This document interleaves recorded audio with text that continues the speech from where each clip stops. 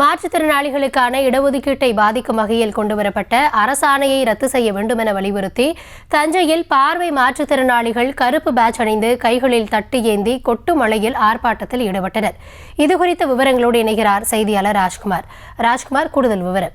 வணக்கம் கௌதமி. அதாவது மாற்றுத்திறனாளிகளுக்கான இடஒதுக்கீட்டை பாதிக்கும் வகையில் கொண்டு வரப்பட்ட அரசாணை எண் 24 ரத்து செய்ய வேண்டும் என வலியுறுத்தி தஞ்சையில் பார்வையற்ற மாற்றுத்திறனாளிகள் கருப்பு பேட்ஜ் அணிந்து கைகளில் தட்டு ஏந்தி கொட்டு மலையில் நனைந்தபடி ஆர்ப்பாட்டத்தில் ஈடுபட்டு வருகின்றனர்.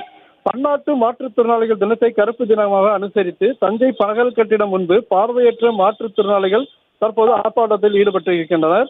ஒரு ஆண்டுக்கு சிறப்பு ஆட்சி அமைப்பு தேர்வு நடத்தி பின்னடைவு காலி பணியிடங்களில் 4% மாற்றுத்திறனாளிகளை அமர்த்த வேண்டும் என்கின்ற அரசாணை 20 அமல்படுத்த வேண்டும். பின்னடைவு காலி பணியிடங்கள் இல்லை என கூறி எங்களை பாதிக்கும் வகையில் உள்ள அரசாணை 24 ரத்து செய்ய வேண்டும் என வலியுறுத்தி பார்வையற்ற மாற்றுத்திறனாளிகள் கைகளில் தட்டுகளை ஏந்தி கருப்பு பேட்ஜ் அணிந்து கொட்டு மலையில் நனைந்தபடி கோரிக்கைகளை வலியுறுத்தி முழக்கங்களை எழுப்பி ஆர்ப்பாட்டத்தில் ஈடுபட்டனர். இதில் பாத்தீங்கன்னா பெண்கள் உட்பட 100க்கும் மேற்பட்ட பார்வையற்றவர்கள் கலந்து கொண்டனர். கௌதமி, விவரங்களுக்கு நன்றி ராஜ்குமார்.